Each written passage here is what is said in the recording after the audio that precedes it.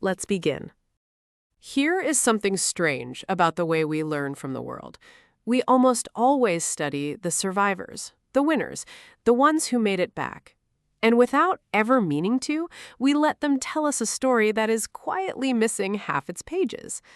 Let me show you what I mean with one of my favorite moments in the whole history of clear thinking. It is the early 1940s. A research group is trying to solve a very practical puzzle. Aircraft are returning from long missions, and many of them come home covered in wear and damage. The team wants to add a little extra protection to the planes, but you cannot protect everything because protection adds weight, and weight slows you down and burns more fuel. So the question is gentle and precise. Where exactly should the reinforcement go? The team gathered up the returning aircraft and carefully mapped where the wear showed up, and a pattern emerged. The wings and the body of the plane were marked all over. The engine area, by comparison, looked almost untouched. So the natural conclusion was, reinforce the wings and the body, the places that are clearly showing the most wear. It is a completely reasonable idea. Put the armor where you can plainly see the planes are getting hit. But there was a mathematician working alongside the group named Abraham Wald. And Wald looked at the very same diagram everyone else was looking at, and he saw something they had missed. Something quiet and, honestly, a little bit beautiful. He pointed out that these were only the planes that came back. This was a sample made entirely of survivors. And then he asked the question that turns the whole picture inside out. Where are the planes that did not return? Sit with him on that for a second. If the returning planes were rarely marked around the engine, that did not mean the engine never got hit. It almost certainly meant the opposite. The planes that took a hit to the engine were the ones that could not make it home. They were missing from the lineup entirely. So the clean, untouched-looking engine was not a sign of safety at all. It was a silent gap in the data, a hole shaped exactly like the planes that were no longer there. So Wald gently flipped the recommendation around. Do not reinforce where the returning planes show the most wear. Reinforce where they showed the least, because those are the very spots that bring a plane down.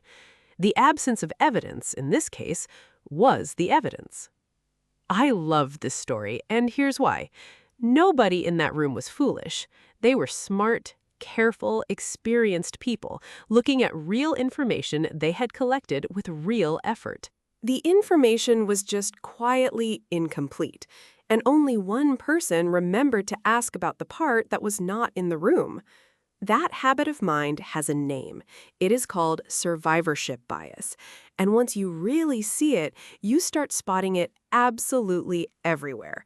Survivorship bias is our tendency to look only at the people or the things that made it through some kind of filter, and to completely forget the much larger group that got filtered out and is now invisible to us.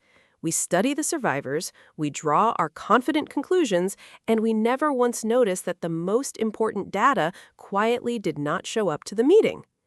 Here is the everyday version of it, and it's probably hiding inside advice you have heard 100 times. Think about the famous founder, the one who dropped out of school, bet everything on a single bold idea, ignored all the doubters, refused to quit, and built something enormous. We tell that story constantly. Drop out, take the leap, never give up. And here's the thing. The founder is real, and the success is completely real. But that person is a returning plane. To learn the actual lesson, we would need to also see the thousands of other people who dropped out, bet everything, ignored the doubters, refused to quit, and quietly did not make it. They are not on magazine covers. They are not giving interviews or keynote talks. They are the engine section of the diagram, the part that is simply, invisibly missing. It is not that boldness never works, it's that we're staring at a lineup of survivors and mistaking it for the entire story of how the world actually works. You see the very same shape on the news whenever somebody wins an enormous lottery jackpot. The camera shows the confetti, the giant novelty check, the overjoyed face. And some little part of your brain quietly files away the idea that, Well, people really do win these things. And they do. That part is true. But for every single ticket up on that stage, there are many millions of tickets that lost, and not one of them gets its own news segment. The winner is loud and visible. The losing tickets are silent and invisible. And if you only ever watch the visible part, the bet starts to look far, far friendlier than it honestly is. Here's one you can almost reach out and touch. Picture an old town, the kind with gorgeous stone buildings that have stood proudly for 300 or 400 years. It's so easy to walk through a place like that and conclude that, wow, they really built things to last back then, far better than we do now. But notice what is actually doing the talking. The buildings still standing are the survivors. The flimsy ones, the poorly made ones, the ones that didn't hold up are simply gone. They crumbled or burned or were quietly torn down centuries ago. So they are not there to lower your impression. You're admiring a graduating class and forgetting every single student who did not graduate. And then there's the entire online world of success stories, the person who shares the one morning routine that changed their life. The single habit, the simple little trick. And maybe it genuinely did help them, truly. But you are only ever seeing the people for whom it worked well enough that they felt moved to make a post about it. The folks who tried the exact same routine and felt almost nothing rarely sit down to make a video about how unremarkable their week was. So the average looks absolutely amazing, simply because all the disappointments politely stayed quiet. Now, let me bring this one close to the wallet for a moment, because survivorship bias can get quietly expensive. Think about how we actually hear about money. You hear about the stock pick that soared, the friend who somehow bought the right thing at exactly the right moment, the tiny business that turned into a genuine phenomenon. What you almost never hear about is the much larger crowd standing in the shadows behind each of those stories.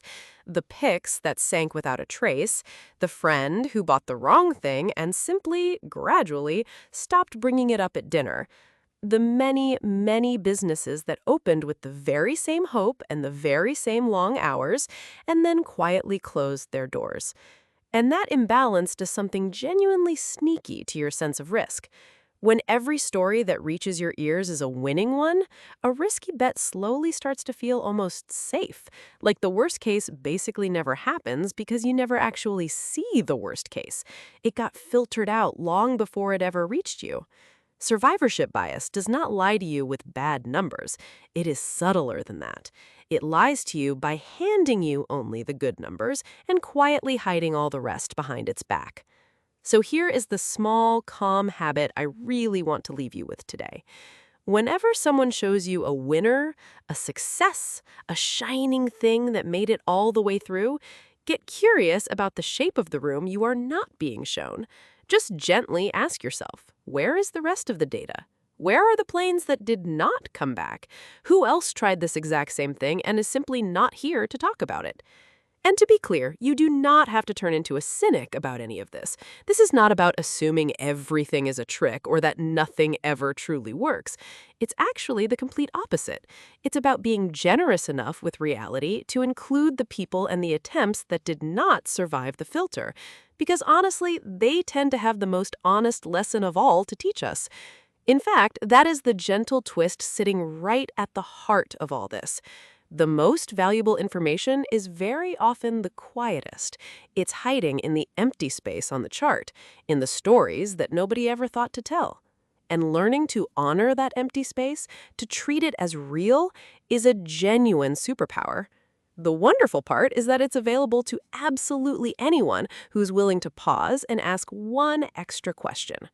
So the next time the world proudly shows you a long row of shining survivors, remember the planes that came back. Admire them, of course, but then look kindly toward the open sky behind them and remember the ones that did not. Because that, more often than not, is exactly where the real answer was waiting for you all along. If something here was useful today, the best thing you can do is use it. tonight in one small way. And if you'd like to keep growing with us, you're welcome in our tribe at familycreative.org. It's where we gather the tools and resources we build for people doing this on purpose, and where you can learn more, share what's working, and help someone a few steps behind you. That's the whole point. Small, steady, together. Be kind, try hard, do the work, build the family. We'll see you in the next one.